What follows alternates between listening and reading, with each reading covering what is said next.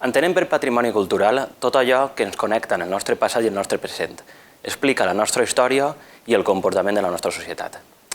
Patrimoni cultural el dividim normalment en material i immaterial. Patrimoni cultural material seria tot aquell llocs, edificis o altres objectes que tenen valor per la seva història, el moment en què es van executar o la manera d'haver-se executat. El patrimoni immaterial, una miqueta més difícil de definir, són comportaments, tradicions de certs grups de persones que enriqueixen la vida humana. Queda clar, i és generalment acceptat, que dins d'aquesta definició entraria la pilota valenciana. Però de quina manera entra? Quins són els elements que la defineixen? Per una banda, la pilota valenciana és un bé transversal, atès que es tracta d'un comportament, que seria un bé immaterial, lligat indissolublement a béns materials. Un exemple d'aquest tipus de patrimoni seria el Tribunal de les Aules, que es celebra cada dijous en la Porta dels Apòstols de la Seu. Tot el món entén que estan vinculats i formen una unitat indissoluble. I a ningú se li ocorreria canviar la seva ubicació per la sala d'un jutjat per celebrar els dies de maloratge. Per explicar el cas de la pilota recorrim a un exemple també senzill, és el de l'Abdet. En aquest cas tenim una manifestació cultural efímera, que és el joc, vinculada a una base social que el genera, la població, amb una artesania depenent d'ella, com l'elaboració de les pilotes, i que s'ha practicat durant molt de temps en un espai que s'ha mantès pràcticament intacte. Així doncs, si volem promoure i conservar un bé com la pilota, quines accions han de tindre en compte? De quina manera, què podem fer per a salvaguardar-lo? L'any 2014, Conselleria de Cultura va realitzar un decret en el que es definia la pilota com a bé d'interès cultural.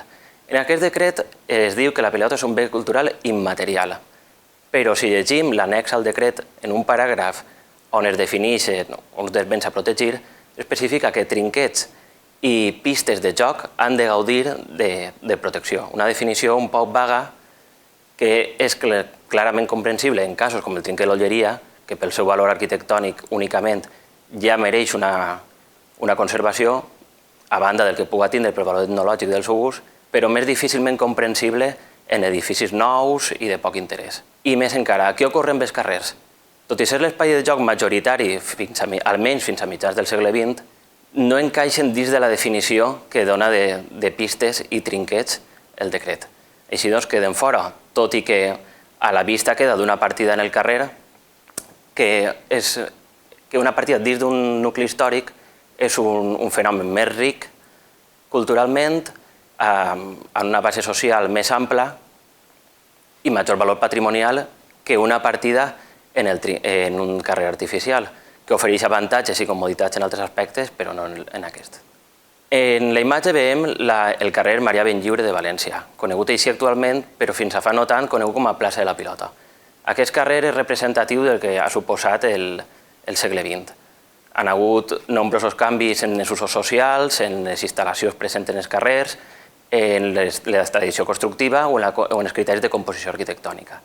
I això s'han fet que a dia d'avui sembla impossible que torni a la pràctica a un d'aquests carrers.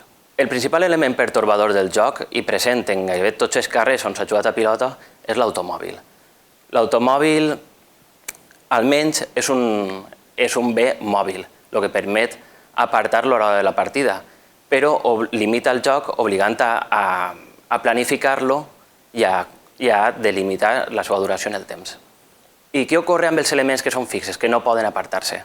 En aquest exemple, sobre un estudi de més d'una vintena de carrers, es veuen una sèrie d'inconvenients que s'han trobat relacionats la major part d'ells amb instal·lacions i serveis que abans no existien i que en el moment de la seva implantació no s'han valorat la interacció que podrien tindre amb el joc de pilota. D'aquestes instal·lacions, la que més opcions ha tingut per a corregir-se han sigut la protecció dels fanals, tot i que realment no és una protecció del joc, sinó una protecció front al joc.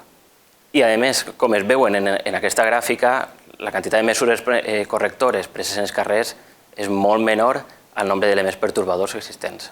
Cal destacar una mesura protectora del joc, com són les ratlles fixes en els carrers, que es veu en aquest exemple en Calp o en aquest en Benimantell.